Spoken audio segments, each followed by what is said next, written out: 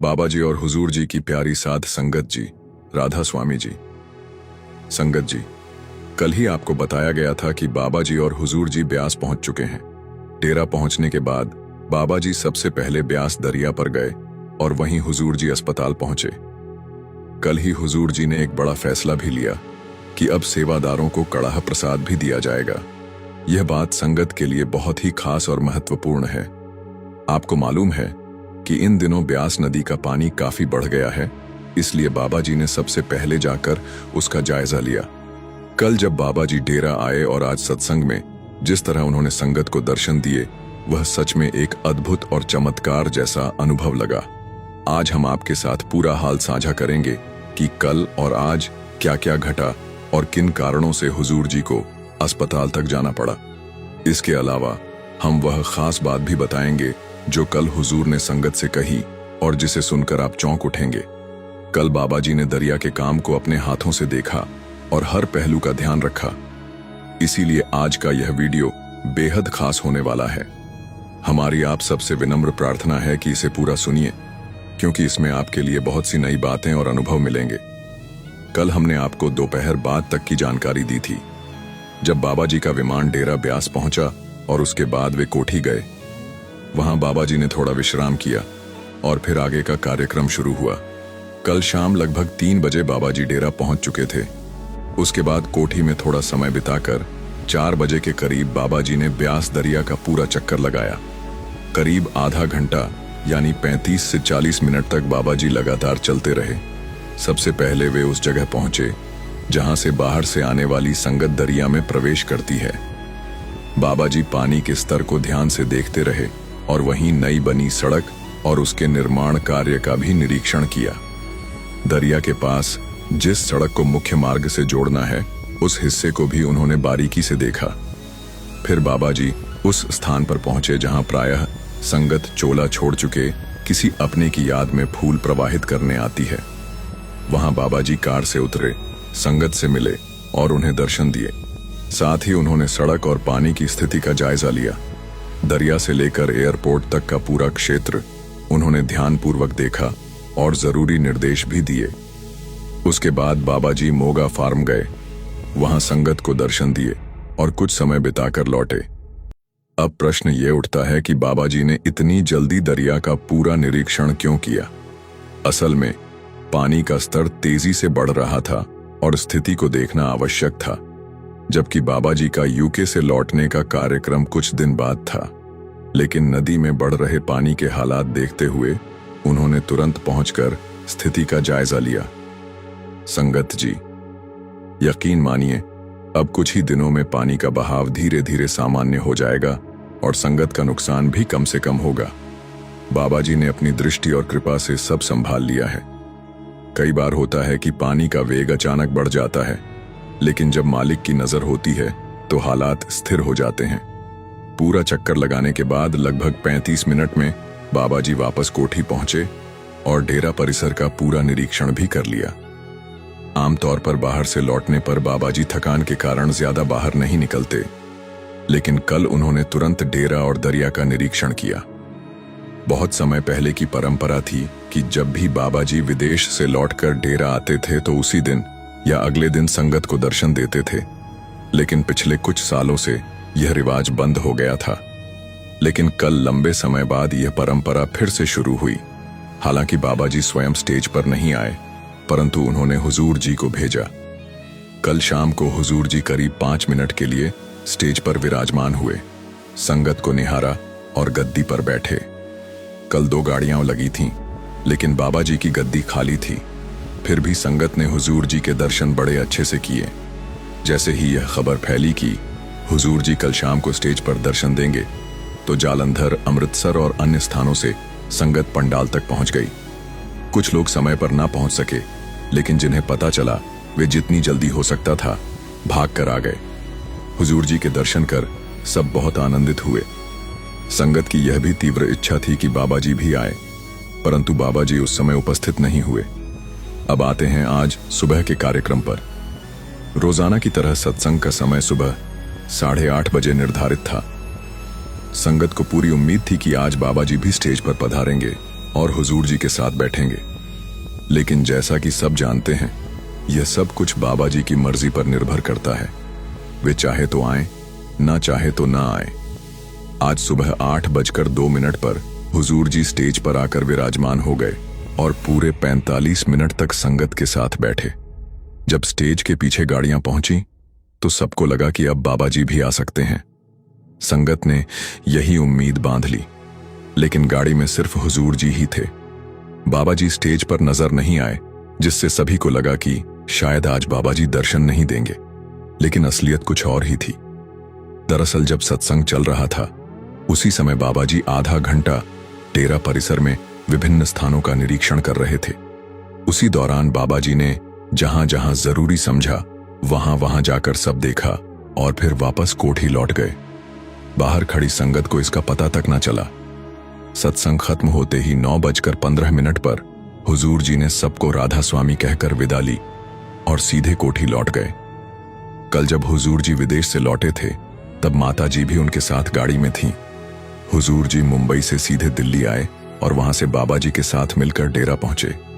आज हुजूर जी न केवल स्टेज पर लंबे समय तक बैठे, बल्कि लगभग 40 मिनट तक अस्पताल का निरीक्षण भी किया। आपको याद होगा, कुछ दिन पहले हमने वीडियो में आपको बताया था कि हुजूर जी ने अस्पताल के निर्माण कार्य का आदेश दिया है। दिन रात वहां सेवा चल रही है और मुख्य रूप से जालंधर क्षेत्र को यह सेवा सौंपी गई है। सेवा इतनी तेजी से चल रही है कि देर रात 1 बजे तक काम होता है और सुबह 4:30 बजे सेवा फिर शुरू हो जाती है। अस्पताल की पुरानी इमारत, जो हुजूर महाराज जी के समय बनी थी, अब पूरी तरह से तोड़ी जा रही है और कुछ हिस्से को आधुनिक अंदाज में पुनर्निर्मित किया जा रहा है। यह पूरा ढांचा बिल्कुल नया और मॉडर्न रूप में तैयार हो रहा है। योजना इतनी सटीक है कि जहां पहले एक कमरा था, अब उसी जगह पर 1.25 कमरे की जगह बनाई जा रही है। यानी जगह का पूरा उपयोग करते हुए अस्पताल को और सुंदर तथा आधुनिक रूप दिया जा रहा है। आज जब हुजूर जी अस्पताल पहुंचे तो उन्होंने धूप की तेजी की वजह से काले चश्मे पहन रखे थे। जिन लोगों ने उन्हें पहली बार इस रूप में देखा, वे देखते ही रह गए। हुजूर जी बेहद आकर्षक लग रहे थे। उन्होंने हर हिस्से का बारीकी से निरीक्षण किया, इंजीनियरों और जिम्मेदार साथियों से बातचीत की, समस्याएं पूछीं और निर्देश दिए। उनके साथ सुरक्षा दल तेजा साहिब, चीफ इंजीनियर और जोनल इंजीनियर भी मौजूद थे। यानी आज का दिन संगत के लिए कई मायनों में ऐतिहासिक रहा। एक ओर हुजूर जी ने स्टेज पर बैठकर संगत को दर्शन दिए और दूसरी ओर बाबा जी ने गुपचुप ढंग से डेरा परिसर का निरीक्षण कर लिया और संगत बाबा जी का इंतजार सत्संग पंडाल में करती रही। संगत जी अस्पताल में जो सेवा का काम चल रहा है, वह सेवा कार्य कम से कम 3 साल तक लगातार चलता रहेगा। जैसे जैसे काम सौंपे जा रहे हैं, वैसे वैसे संगत अपनी लगन और मेहनत से उसे समय पर पूरा भी कर रही है। विश्वास मानिए, वह संगत इतनी डटकर सेवा कर रही है कि देखने वाला भावुक हो उठे। कोई शाहकोट से जाता आया है, कोई किसी और गांव से, तो कोई शहरों से जत्था लेकर पहुंच रहा है। अलग अलग इलाकों से समूह लगातार आ रहे हैं। सेक्रेटरी साहिबान, कमेटी के सदस्य, सत्संगकर्ता, यहां तक कि बाल सत्संग के नन्हे नन्हे बच्चे भी सेवा में जुटे हुए हैं। कोई छोटे छोटे पत्थर उठा रहा है, कोई जरा सी मिट्टी उठा लेता है। सब इतनी प्रीति और समर्पण के साथ लगे हैं कि वहां का वातावरण अद्भुत और अनुपम हो गया है। हुजूर जी ने यह भी आदेश दिए हैं कि जो रसोई अस्पताल से चल रही है, वहां से रोज सेवा करने वाले जत्थों को कड़ाह प्रसाद भी दिया जाए। बहुत जल्द ही यह व्यवस्था शुरू हो जाएगी। कई बार तो संगत को पकौड़े वगैरह भी प्रेम से परोसे जाते हैं। यानी क्योंकि दोनों के अंदर गुस्सा और घमंड कूट कूट कर भरा था। बात बस इतनी थी कि किसी ने कैंटीन में खाने की लाइन तोड़ दी थी, लेकिन अहंकार ने उसे तूल दे दिया। आप जानते ही हैं कि भंडारे के दिनों में डेरे में लाखों संगत आती है। हर कैंटीन, लंगर घर, स्नैक बार में लंबी लंबी कतारें लगती हैं। इतनी भीड़ के बावजूद बाबा जी की संगत अनुशासन बनाए रखती है। ना कोई धक्का मुक्की, ना कोई अफरा तफरी देखने को कभी मिली है। यह सब इसीलिए संभव होता है क्योंकि बाबा जी हमें शुरू से ही अनुशासन में रहना सिखाते हैं। लेकिन कभी कभी कुछ लोग इस मर्यादा को तोड़ ही देते हैं। ऐसा ही हुआ। एक कैंटीन में ब्रेड लेने के लिए एक लंबी लाइन लगी हुई थी। तभी एक छोटा बच्चा, जिसकी मां ने उसके हाथ में कूपन थमाया था, सीधा लाइन के बीच में जाकर खड़ा हो गया। बच्चे को कहां पता होता है लाइन क्या होती है। बच्चे तो भोले होते हैं। बच्चे को जहां जगह मिली वह लाइन में घुस गया। बच्चा एक आदमी के आगे खड़ा हो गया। वह आदमी पहले से झुंझलाया हुआ था। 20 मिनट से लाइन में खड़ा था। उसने गुस्से में आकर उस मासूम बच्चे की बाजू पकड़ ली और उसे झटके से लाइन से बाहर कर दिया और चिल्लाकर बोला, हम क्या बेवकूफ हैं जो आधे घंटे से लाइन में लगे हैं। जब उस व्यक्ति ने गुस्से में आकर मासूम बच्चे का हाथ पकड़कर उसे लाइन से बाहर कर दिया तो ये नजारा बच्चे के पापा ने दूर से देख लिया। वह तुरंत गुस्से में भरकर वहां पहुंचे और सीधे उस व्यक्ति से जा भिड़े। गुस्से में तमतमाते हुए बोले, तू होता कौन है मेरे बच्चे को हाथ लगाने वाला।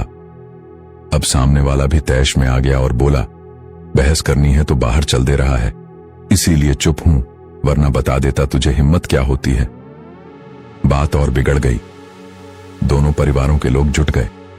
एक दूसरे पर आवाजें कसने लगे, ताने देने लगे। माहौल इतना गर्मा गया कि ऐसा लगा जैसे कोई बड़ा झगड़ा हो जाएगा। बच्चे के पापा बार बार कहते रहे, तू मेरे बच्चे को कैसे धक्का दे सकता है, जरा भी तमीज नहीं है तुझमें। तो दूसरा आदमी भी झल्लाकर बोला, तमीज की बात मत कर, तेरा बच्चा लाइन तोड़कर मेरे सामने आकर खड़ा हो गया, क्या मैं मूर्ति बना खड़ा रहूं। बातों का लहजा अब धमकियों में बदल चुका था। तभी वहां एक बुजुर्ग सेवादार पहुंचे। उन्होंने दोनों को एक सख्त लेकिन स्नेह से भरी डांट लगाई और बोले, क्या आप दोनों का यह व्यवहार मेरे जैसे पवित्र स्थान पर शोभा देता है। दोनों ने अपने अपने पक्ष रखने की कोशिश की। वह व्यक्ति बार बार यही दोहराता रहा कि बच्चा बीच में आ गया था, इसलिए गुस्सा आया। बुजुर्ग सेवादार ने ठंडी लेकिन गंभीर आवाज में समझाया, बेटा, बच्चे तो मासूम होते हैं, वो क्या जाने लाइन क्या होती है। अगर उसने बीच में आकर खड़ा हो भी गया तो आप उसे प्यार से समझा सकते थे। उसे धक्का देना, जोर से पकड़ना, यह तो आपके भीतर की अधीरता को दिखाता है। सोचिए उस बच्चे के मन पर क्या असर पड़ेगा। थोड़ी देर और समझाने के बाद आखिरकार दोनों परिवार शांत हुए। माहौल नरम पड़ा। दोनों ने एक दूसरे से माफी मांगी और बात वहीं खत्म हो गई। संगत जी, मैंने आपको यह किस्सा सिर्फ इसलिए सुनाया क्योंकि जो हुआ वह कहीं ना कहीं हम सबके साथ भी रोज के जीवन में होता है। कभी भीड़ में कोई हल्का सा हमें धक्का लग जाए, कोई पैर पर पैर रख दे या लाइन में जरा सा आगे निकल जाए तो हम आग बबूला हो जाते हैं। पर सोचिए, क्या यही हमारा असली स्वरूप है? क्या सत्संगी वही है जो केवल डेरे आता है, सेवा करता है, सत्संग सुनता है, या फिर सत्संग ही वह है जो अपनी हर बात, हर सोच, हर प्रतिक्रिया में गुरु की सीख को जिंदा रखता है? सत्संगी बनने का मतलब है अपने भीतर के काम, क्रोध, लोभ, मोह और अहंकार को जड़ से निकाल फेंकना। अगर इन 5 विकारों पर हमने काबू नहीं पाया तो हम सिर्फ नाम के सत्संगी हैं, आत्मा से नहीं। हमें बाबा जी की बातों को अपने जीवन में पूरी सच्चाई से उतारना है, अंदर से खुद को बदलना है, तभी हम रूहानी रास्ते पर बढ़ पाएंगे। आइए अब चलते चलते बाबा जी की तस्वीर पर आधारित एक और वाक्य सुनते हैं। यह सच्ची बात जालंधर के एक छोटे पर बेहद श्रद्धालु सत्संगी परिवार की है। परिवार का मुखिया सुरजीत सिंह नाम का एक सीधा साधा इंसान था जो जालंधर की एक फैक्ट्री में काम करता था। अपने 2 बच्चों और पत्नी के साथ एक साधारण घर में रहकर वह एक संतोष भरी जिंदगी जीता था। पूरा परिवार वर्षों से डेरा ब्यास से जुड़ा हुआ था और सुरजीत सिंह व उसकी पत्नी दोनों ने पहले ही नामदान ले रखा था। दोनों का भजन सिमरन अच्छा था और रविवार का दिन तो जैसे उनके लिए किसी त्योहार से कम नहीं होता। पूरा परिवार मिलकर सत्संग जाता था। बाबा जी पर भरोसा इतना गहरा था जैसे कोई बच्चा अपने पिता पर रखता है। बेटी जब शादी के लायक हुई तो उसकी शादी के लिए दोनों पति पत्नी ने रिश्ता तलाशना शुरू किया। सतगुरु की मेहर हुई और उन्हें एक अच्छा सा लड़का मिला। वह भी एक सत्संगी परिवार से था। दोनों परिवारों ने मिलकर शादी की तारीख तय कर दी और फिर शुरू हुई तैयारियां। सुरजीत ने अपनी सामर्थ्य और बरसों की बचत के अनुसार बेटी की शादी के लिए जरूरी कपड़े, गहने व अन्य सामान खरीद लिया और एक लोहे के संदूक में रखकर उसके ऊपर बाबा जी की तस्वीर रख दी। और बाबा जी को अरदास कर दी। अब सब आपके हवाले हैं बाबा जी। शादी से कुछ दिन पहले उन्होंने सोचा कि सबसे पहला निमंत्रण पत्र बाबा जी को दिया जाए, तो उन्होंने पूरे परिवार के साथ डेरा जाने की योजना बनाई। लेकिन एक चिंता थी, घर में रखे कीमती सामान को छोड़कर जाना ठीक रहेगा या नहीं। इस बात को लेकर सुरजीत ने पत्नी से बात की तो पत्नी ने कहा, हम किसी को बताए बिना सुबह जाएंगे और शाम तक लौट आएंगे। चिंता मत करो बाबा जी, सब देख लेंगे। तो तय हुआ चुपचाप डेरा जाना है, किसी को बताना नहीं। लेकिन हुआ यह कि एक दिन पहले सुरजीत जब फैक्ट्री में था तो उसके 2 सहकर्मी उसे फोन पर अपनी पत्नी से डेरा जाने की बात करते हुए सुन लेते हैं। उन्हें पहले से पता था कि सुरजीत की बेटी की शादी है और उनके मन में लालच जाग गया। अगली सुबह सुरजीत अपने परिवार सहित डेरा रवाना हो गया और वो दोनों कर्मचारी सुरजीत के घर के दरवाजे का ताला तोड़कर अंदर घुस गए। उन्होंने घर की एक एक अलमारी खंगाली, लेकिन कुछ हाथ नहीं लगा। फिर उनकी निगाह उस लोहे के संदूक पर पड़ी और उन्होंने समझ लिया कि असली खजाना यही है। लेकिन संगत जी जैसे ही उन्होंने संदूक को हाथ लगाया, उन्हें जोरदार झटका लगा। एक ऐसा करंट जैसे बिजली का नंगा तार छू लिया हो। वो पीछे हटे तो समझ ही नहीं पाए कि ये क्या हुआ। फिर हिम्मत करके दोबारा हाथ लगाया और फिर वहीं झटका। अब उनकी नजर संदूक के ऊपर रखी बाबा जी की तस्वीर पर पड़ी और उन्हें यूं लगा जैसे बाबा जी उसी क्षण क्रोध में उन्हें देख रहे हों। उनका मन तो घबराया, लेकिन लालच अभी भी बाकी था। उन्होंने पास से एक लकड़ी उठाई और तस्वीर को हटाने की कोशिश की, लेकिन जिस तस्वीर को उठाना चाहते थे वह तो जैसे किसी शक्ति से चिपक गई थी। लकड़ी टूट गई और तस्वीर नहीं हिली। अब उनकी हालत पसीने पसीने हो चुकी थी। तीसरी बार फिर कोशिश की और फिर वही तेज झटका। अब तो उनके होश उड़ गए। डर के मारे दोनों वहां से भाग निकले, लेकिन भागकर भी चैन नहीं मिला। बाबा जी की तस्वीर बार बार आंखों के सामने घूमती रही। शाम को जब सुरजीत अपने परिवार के साथ घर लौटा तो टूटा हुआ ताला देखकर सब घबरा गए। अंदर जाकर देखा, संदूक वहीं था, संदूक का ताला भी वैसा ही, और सबसे बड़ी बात, सामान भी जस का तस था। कुछ ही देर में वही दोनों कर्मचारी हांफते हुए फिर से उसके घर लौटे और सीधे सुरजीत के पैरों में गिर पड़े। रोते हुए कहने लगे, भाई हमसे बहुत बड़ी भूल हो गई, हमें माफ कर दो। हम तो समझते थे कि यह बस एक गुरु की तस्वीर है, पर आज हमें मालूम पड़ा कि तुम्हारा गुरु सिर्फ तस्वीर नहीं, एक जीवित शक्ति है। उन्होंने अपनी गलती मान ली और कहा कि वह बाबा जी से मिलकर माफी मांगना चाहते हैं। सुरजीत ने उन्हें माफ किया और प्यार से समझाया, भाई बाबा जी से माफी मांगने के लिए डेरा जाना जरूरी नहीं। अगर मन से सच्ची तौबा करोगे तो बाबा जी तुम्हारी माँ की आवाज भी सुन लेंगे। वो तो हमारे हर पल के साथी हैं। संगत जी, इस साखी से यही सीख मिलती है कि जब हम अपना भरोसा पूरे दिल से सद्गुरु को सौंप देते हैं तो फिर चिंता की कोई बात ही नहीं रहती। हमारी सीमित समझ जहां रुक जाती है, वहां से सद्गुरु की अपार शक्ति काम करना शुरू कर देती है। संगत जी, मुझे पूरा विश्वास है कि आपने इन चारों घटनाओं से कुछ न कुछ सीखा जरूर होगा। बाबा जी की प्यारी साध संगत जी, सभी को प्यार भरी राधा स्वामी जी। साध संगत जी, इस बात में जरा भी शक नहीं है कि भले ही जरूरत पड़ने पर हमारे साथ संसार का कोई भी इंसान खड़ा ना हो, लेकिन हमारे सतगुरु, हमारे बाबा जी हमेशा हमारे साथ खड़े होते हैं। उन्हें हमारी गरीबी या अमीरी से कुछ लेना देना नहीं होता।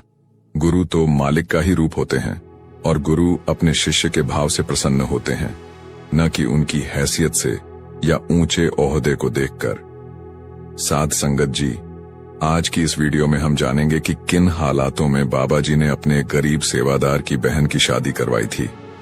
मुझे पूरा विश्वास है कि जो हम आपको बताने जा रहे हैं उसे सुनकर आपको यकीन हो जाएगा कि हम चाहे गुरु से कुछ मांगे या ना मांगे, लेकिन जो हमारे लिए ठीक होता है गुरु उसे अपने आप ही हमारी झोली में बिना मांगे डाल देते हैं। इसलिए मेरी संगत जी से विनती है कि वीडियो में आखिर तक बने रहने की कृपा जरूर करें। साध संगत जी, अब बड़े ही ध्यान से सुनना, क्योंकि घटना का एक एक शब्द दिल को झकझोर कर रख देगा। साध संगत जी, एक बहन के बड़े भाई होने के बावजूद बाबा जी को किस लिए एक बहन की शादी करवानी पड़ी थी? जिस सेवादार की हम आपको बात बताने जा रहे हैं वह आर्थिक रूप से बहुत ही कमजोर था, लेकिन इसने कभी इसके लिए बाबा जी से कोई शिकायत नहीं की थी। बड़े ही सच्ची लगन से डेरे की और बाबा जी की संगत की बहुत सेवा किया करता था। इसके माता पिता इस संसार में नहीं थे। संगत जी, जब इसकी उम्र पढ़ने लिखने की थी तब इसके माता पिता दुनिया से चले गए थे और छोटी सी उम्र में ही इसके ऊपर अपनी बहन की जिम्मेदारी आ गई थी। पिता के जाने के बाद इस सेवादार भाई ने अपने पिता की दुकान पर बैठना शुरू कर दिया और पढ़ाई छोड़ दी, क्योंकि घर चलाने के लिए कुछ न कुछ काम करने की जरूरत थी। कुछ सालों के बाद इस भाई की बुआ ने इसके लिए एक लड़की देखी और इन दोनों की शादी करवा दी। बाबा जी की ऐसी कृपा हुई कि इसकी पत्नी का रुझान अपने आप ही शादी के बाद सत्संग की तरफ होने लगा। यह दोनों ही रूहानियत से जुड़ गए। साध संगत जी, इनकी जो बुआ थी वह पहले से ही सत्संगी थी और माता पिता के जाने के बाद इस भाई ने बुआ को ही अपनी मां समझ लिया था। उसकी बुआ ने भी अपनी जिम्मेदारी को बड़े ही अच्छे से निभाया था। बुआ ने भी सारी उम्र भजन, सिमरन और सेवा में लगाया था। कुछ साल और बीतने के बाद उनकी बुआ ने भी चोला छोड़ दिया। अब यह भाई अपने आप को बिल्कुल अकेला समझने लगा था, क्योंकि इसके सिर के ऊपर किसी भी बड़े बुजुर्ग का हाथ नहीं था। साध संगत जी, उसकी बुआ इस भाई को एक बात हमेशा समझाती थी। वह कहती थी, बेटा, अब तू और तेरी पत्नी भी रूहानियत से जुड़ गए हो तो मेरे जाने के बाद भी कभी अपने आप को अकेला मत समझना। बाबा जी ने तुम दोनों का हाथ थाम रखा है। तुम जाओ, हाथ छोड़ा भी लोगे, लेकिन बाबा जी तुम्हारा हाथ कभी नहीं छोड़ेंगे। बस तुम बाबा जी को ही अपने माता पिता मान लेना। बेटा, जब भी किसी दुविधा में पड़ो और दो रास्तों में से किसी एक को चुनना हो तो आंख बंद करके बाबा जी को याद करना और उस समय जो भी मन में आए वही रास्ता चुन लेना। तुम देखना, ऐसा करने पर कभी तुम गलत रास्ता नहीं चुन पाओगे। अपने आप सब काम बनते चले जाएंगे। इस भाई ने अपनी बुआ की यह बात हमेशा याद रखी और इसका और इसकी पत्नी का बाबा जी पर इतना गहरा विश्वास हो गया जितना आप और हम सोच भी नहीं सकते। साध संगत जी, इस भाई ने डेरे में सेवा ले ली और हफ्ते में एक दिन डेरे के लिए निकलने लगा। वहां डेरे में इसकी लगन और भाव को देखते हुए इसकी ड्यूटी आगे चलकर बाबा जी की कोठी में लग गई। वहां बाबा जी की कोठी में यह पूरे मन और लगन से धूप में भी सेवा करता था और बाबा जी से इसकी मुलाकात भी होने लगी थी। संगत जी, बाबा जी इसकी सेवा भाव को देखकर बड़े ही खुश होते थे। एक दिन बाबा जी ने इस भाई की परीक्षा ली। बाबा जी तो जानते थे कि इसकी आर्थिक स्थिति ठीक नहीं है, तो बाबा जी ने उस दिन उसकी परीक्षा लेने के लिए उसे अपने पास बुलाया और कहा, बेटा, तेरे सेवा भाव से मुझे बड़ी खुशी होती है, लेकिन तूने आज तक मुझसे सेवा के बदले कुछ नहीं मांगा, तो आज मांग ले जो तुझे चाहिए। बाबा जी की बात सुनकर भाई कहने लगा, बाबा जी, मैं आपसे क्या मांगूंगा? आपकी कृपा से सब कुछ तो है, लेकिन फिर भी आप बोल रहे हो तो क्या आप मुझे सच में दे दोगे? साध संगत जी, तब बाबा जी ने मुस्कुराते हुए कहा, बेटा, तभी तो तुझसे पूछ रहा हूं। इस भाई ने कहा, बाबा जी, मुझे आपसे सिर्फ एक चीज चाहिए। आप मुझे कभी भी अपने से दूर मत करना। बाकी सब आपकी मेहर से ठीक चल रहा है। मुझे इसके अलावा और कुछ नहीं चाहिए। बाबा जी ने मुस्कुराते हुए कहा, बेटा, मैं तो अपनी संगत के साथ हमेशा हूं। संगत ही मुझे अपने से दूर समझती है। जो संगत भजन सिमरन करती है उन्हें यह बात अच्छी तरह से पता है कि मैं हमेशा उनके पास हूं। यह कहकर बाबा जी चले गए। भाई अपनी परीक्षा में पास हो गया था। संगत जी, ऐसे ही समय बीतता गया। कुछ समय के बाद इस भाई के घर एक बेटे ने जन्म ले लिया। अब इस भाई की जो छोटी बहन थी वह भी शादी के लायक हो गई थी। इस भाई ने अपनी बहन के लिए रिश्ते देखने शुरू कर दिए। दो ऐसे रिश्ते इन लोगों को पसंद आए कि यह यहां आकर दुविधा में पड़ गए कि कौन से रिश्ते के लिए हां की जाए। अपनी बुआ की बात को याद करते हुए इस भाई ने आंखें बंद की और बाबा जी पर सब कुछ छोड़ते हुए उस समय जो भी उसके मन में आया उस रिश्ते के लिए हां कर दी। फिर लड़के वालों से मिलकर इस रिश्ते को पक्का कर दिया। संगत जी, इस भाई की आर्थिक स्थिति बहुत अच्छी नहीं थी, लेकिन क्योंकि अपनी छोटी बहन के लिए अब यही उसका पिता था, इसने अपनी बहन की शादी करवाने के लिए रिश्तेदारों से कर्ज लिया। साथ ही कुछ पैसे इसने शादी के लिए पहले से जोड़कर रखे थे। संगत जी, इन पैसों से शादी की तैयारी शुरू कर दी गई। एक धर्मशाला बुक कराई गई और हलवाई को भी बुक करवा दिया गया। उन सभी को इस भाई ने एडवांस में थोड़ा थोड़ा पैसा देकर बुक कर लिया और बाकी का पैसा शादी के बाद देने की बात कह दी। साध संगत जी, अब बारी थी शादी के लिए कपड़े खरीदने की। यह भाई अपनी पत्नी और बहन को लेकर पास वाले शहर में कपड़े खरीदने के लिए गया। उसने कुछ पैसे अपने साथ ले लिए और बाकी पैसे जो बहन के लिए गहने बनाए गए थे अपने घर पर ही रख दिए। आगे की खरीदारी के लिए यह लोग शहर की तरफ निकल पड़े। संगत जी, वहां दिन भर घूम घूम कर इन लोगों ने बहुत सारे कपड़े खरीदे और रात तक अपने घर लौट आए। लेकिन इनके पीछे इनके घर में रखा पैसा और गहने चोरी हो चुके थे, क्योंकि सभी जानते थे कि इनके घर शादी है। ऐसे माहौल में किसी की नीयत खराब हो गई। इन्हें इस घटना का कोई अंदाजा नहीं था।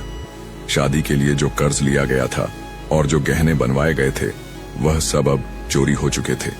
यह देखकर पत्नी और बहन बहुत घबरा गए, लेकिन यह भाई जरा भी नहीं घबराया। इसने अपने मन में बाबा जी से बात की। इसने कहा, बाबा जी, आपके होते हुए भी यहाँ सब हुआ, अब आपको ही सब कुछ संभालना पड़ेगा। साध संगत जी, इस भाई के चेहरे पर जरा सी भी घबराहट नहीं थी। यह अपनी बहन और पत्नी को समझाने लगा कि शायद चोरी करने वाले को उन पैसों की हमसे ज्यादा जरूरत होगी। अब शादी का दिन पास आ रहा था, क्योंकि इस भाई की बाबा जी से डायरेक्ट बातचीत थी। उसने सबसे पहला कार्ड बाबा जी को जाकर दिया और कहा, बाबा जी, मैं जानता हूं कि आप हमेशा मेरे साथ हैं, लेकिन मेरी बुआ कहा करती थी कि जब भी कोई अच्छा काम करो तो अपने गुरु को उसमें शामिल जरूर करो। बाबा जी ने इस भाई का कार्ड ले लिया। बाबा जी तो सब जानते थे कि इसके पास शादी के लिए पैसे और गहने नहीं हैं। बाबा जी ने कार्ड ले लिया और वहां से बिना कुछ बोले चले गए। इस भाई ने भी बाबा जी से चोरी की कोई बात नहीं की और न ही बाबा जी से पैसों की कोई मांग की। साध संगत जी, इसको विश्वास था कि बाबा जी अपने आप सब संभाल लेंगे। अब शादी का दिन भी आ गया। इस भाई ने शादी से 3-4 दिन पहले फिर से खाने पीने वाले दुकानदार से कर्ज लिया। इसके अलावा उसने दोबारा गहने बनवाए और उन्हें ब्याज सहित लौटाने का वादा किया। शादी का दिन आया और बड़ी खुशी के साथ इस भाई ने अपनी बहन को विदा किया। साध संगत जी, बहन की विदाई के बाद इस भाई के ऊपर बहुत सारा कर्ज चढ़ चुका था। जिन जिन लोगों को एडवांस देकर बुकिंग करवाई गई थी, अब उनके बाकी पैसे देने का समय आ चुका था। इसके अलावा इसे 2 बार कर्ज पर गहने बनवाने पड़े थे, जिसके भी पैसे धीरे धीरे लौटाने थे। शादी के बाद यह भाई 4-5 दिन तक घर से नहीं निकला, क्योंकि अगर यह दुकान पर जाता तो पैसे मांगने वाले आ जाते और इसके पास देने को 1 भी रुपया नहीं था। लेकिन घर भी कब तक बैठ सकता था। 4-5 दिन के बाद फिर से दुकान पर जाना शुरू किया और ऐसे ही 10 से 12 दिन बीत गए, लेकिन एक भी इंसान पैसे मांगने के लिए नहीं आया। साध संगत जी, अब यह भाई हैरान हो रहा था कि वो लोग अपने अपने पैसे मांगने क्यों नहीं आ रहे थे। तो एक दिन हिम्मत करके यह भाई खुद ही एक एक करके उन सब के पास गया और यह सोचकर गया कि जहां वो लोग इतने दिन रुक गए हैं तो मैं उनसे विनती करके कुछ दिन का समय और मांग लूंगा। तो सबसे पहले यह भाई हलवाई के पास गया, जिसका बकाया 5,000 था। तो भाई ने हलवाई से कहा, जी, आपके मैं 5,000 1 महीने में लौटा दूंगा। तो हलवाई ने बड़ी हैरानी से कहा, भाई जी, क्या आप मेरे साथ मजाक करने आए हो? आपने खुद एक सरदार जी को भेजकर मेरे 5,000 शादी से अगले दिन भिजवा दिए। अब और कौन से 5,000 देने बाकी रह गए हैं? यह सुनकर यह भाई एकदम हिल गया और इसके बाद यह भाई बाकी और कर्जदारों के पास गया। कहने वाली दुकान पर भी गया और सभी ने यही कहा कि एक सरदार जी आए थे और वे आपका नाम लेकर पैसे दे गए हैं और कापी में से आपके नाम के आगे जो बकाया लिखा हुआ था उसको भी कापी से कटवा दिया है। साध संगत जी, अब इस सेवादार भाई का माथा चकराने लग देते हैं, क्योंकि उन्होंने किसी के साथ कोई दयापूर्ण व्यवहार नहीं किया और ना ही रहम किया है, इसलिए इनको जीने का कोई अधिकार नहीं है। सैनिकों, अब तुम इन्हें ले जाओ और अगले 2 दिन में इन्हें फांसी पर लटका देना। इसके बाद राजा ने कहा, विक्रम, तुम्हारी बहादुरी से हम बहुत प्रसन्न हैं, आज से हम तुम्हें अपना सेनापति नियुक्त करते हैं। विक्रम ने यह सुनकर कहा, आपका धन्यवाद महाराज, जो आपने मुझे देश की सेवा करने के योग्य समझा। उधर दूसरी तरफ विक्रम का बड़ा भाई अर्जुन अपने पिता की मेहनत की कमाई को बुरे कामों में बर्बाद कर रहा था, क्योंकि वह उसकी खुद की कमाई नहीं थी और वह बेईमानी करके उस धन को प्राप्त किया था। उसे अब जुआ खेलने की बुरी लत लग चुकी थी। वह शराब और जुए में अपना सारा पैसा बर्बाद कर चुका था। उसकी हालत इतनी दयनीय हो चुकी थी कि उसके पास खाने के लिए अन्न तक भी नहीं था। पूरे गांव में वह इतना बदनाम हो चुका था कि अब उसे गांव में कहीं भी कोई काम नहीं मिल पा रहा था। इसीलिए उसने यह निश्चय किया कि इस गांव में भूखा मरने से अच्छा है कि मैं किसी दूसरे गांव में जाकर कोई काम धंधा ढूंढ लूं। इसी तरह से विचार करते हुए वह अपने घर से निकल पड़ा। वह चलते चलते उसी राज्य में पहुंचा जहां पर उसका भाई विक्रम सेनापति था। उसी नगर में वह किसी सेठ जी की दुकान पर गया और उनसे पूछने लगा, सेठ जी क्या मुझे कोई काम मिलेगा? सेठ ने उसकी बात सुनकर कहा, अरे भाई, तुम तो चेहरे से ही चोर उचक्के लगते हो, तुम्हें भला कोई क्या काम देगा? इसीलिए मुझे माफ करो भाई और यहां से चले जाओ। अर्जुन सोचने लगा, ईमानदारी से शायद मुझे यहां पर कोई काम मिलने वाला नहीं है। अब तो पेट भरने के लिए मुझे चोर और उचक्का ही बनना होगा। तभी उसकी नजर सेठ के पास रखी हुई एक थैली पर पड़ी। उसे लगा कि स्वर्ण मुद्राओं से भरी हुई थैली है। उसने वहां से वह थैली उठा ली और तुरंत ही वहां से भाग निकला। सेठ को उसे पकड़ने का मौका ही नहीं मिला। वह बस चोर चोर चिल्लाता ही रह गया और वह वहां से रफू चक्कर हो गया। बाजार के कुछ लोग उसके पीछे भागे, लेकिन अर्जुन को ढूंढ नहीं पाए। मायूस होकर वे लोग वापस अपनी जगह पर लौट आए। इधर सेनापति बन चुका विक्रम अपना काम बड़ी ही ईमानदारी से कर रहा था। एक दिन की बात है, महाराज ने विक्रम को बुलाया और कहा, विक्रम, तुम एक बहुत ही बहादुर, बुद्धिमान और नेक आदमी हो। मैं चाहता हूं कि मेरी बेटी के साथ तुम विवाह कर लो। कहो, इस पर तुम क्या कहना चाहते हो? यदि तुम्हारी इच्छा हो तो मैं चाहता हूं कि मैं अपनी बेटी का विवाह तुम्हारे साथ कर दूं। विक्रम ने कहा, महाराज, यदि आपकी यही इच्छा है तो मैं इनकार नहीं कर सकता। मुझे यह विवाह स्वीकार है। विक्रम के इस फैसले से राजा बहुत खुश हुआ और कुछ ही दिनों में शुभ मुहूर्त को देखकर राजा की बेटी और विक्रम का विवाह कर दिया गया।